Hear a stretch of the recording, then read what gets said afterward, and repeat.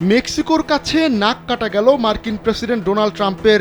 দেশটিতে একটি সামরিক বিমান অবতরণের অনুমতি চেয়েও মেক্সিকোর সায় পায়নি তার প্রশাসন। গালফ অফ মেক্সিকোর নাম বদলে দেওয়ার মতো মেক্সিকোর ওপরও ছড়ি ঘোরাবেন ভেবেছিলেন ট্রাম্প, কিন্তু তার সেই আশায় ঘুরে বালি। উল্টো ট্রাম্পের এমন প্রস্তাব মুখের ওপর না করে দিয়েছে মেক্সিকো।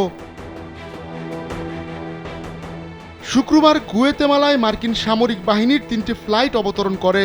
প্রতিটি ফ্লাইটে প্রায় 80 জন করে অভিবাসী ছিল। মেক্সিকো নিয়েও একই ধরনের পরিকল্পনা ছিল ট্রাম্পের। এজন্য সেখানে একটি C-17 পরিবহন বিমান অবতরণের জন্য অনুমতি চাওয়া হয়, কিন্তু মেক্সিকো তাতে সায় দেয়নি। শেষ পর্যন্ত মেক্সিকো নামতেই পারেনি মার্কিন সামরিক বাহিনীর বিমান। ইডেন বে কক্সবাজার সমুদ্র সৈকতের উপর নিজেদের একটি ঠিকানা। মাত্র 5 লাখ টাকায় আপনিও হয়ে যেতে পারেন এই হোটেলের মালিক। চলতি সপ্তাহের শুরুতে ট্রাম্প প্রশাসন রিমেইন ইন মেক্সিকো কর্মসূচি পুনরায় চালুর ঘোষণা দেয়। ওই কর্মসূচির আওতায় যুক্তরাষ্ট্রে ঢুকতে চাওয়া অমেক্সিকান আশ্রয় প্রার্থীদের মামলা সমাধান না হওয়া পর্যন্ত তাদের মেক্সিকোতেই থাকতে বাধ্য করা হয়। এ নিয়ে বুধবারই কড়া প্রতিক্রিয়া দেখান মেক্সিকোর প্রেসিডেন্ট ক্লডিয়া শিনবাউম। অবশ্য এ নিয়ে মুখ খোলেনি মার্কিন পররাষ্ট্র ও প্রতিরক্ষা দপ্তর।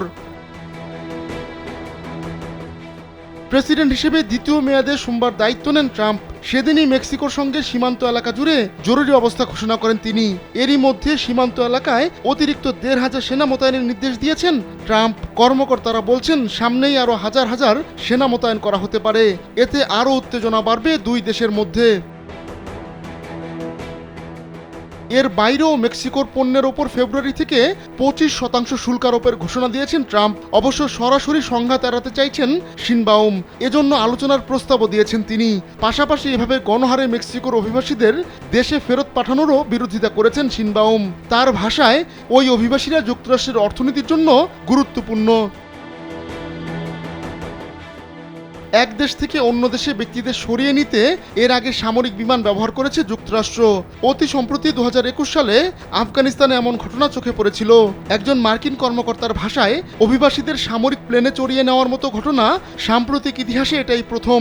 তথ্য বলছে টেক্সাস ও ক্যালিফোর্নিয়ায় 5,000-এর বেশি অভিবাসী আটক রয়েছে। তাদেরকে ফেরত পাঠাবে যুক্তরাষ্ট্র। আহমদুল্লাহ শিকদার, কালবেলা।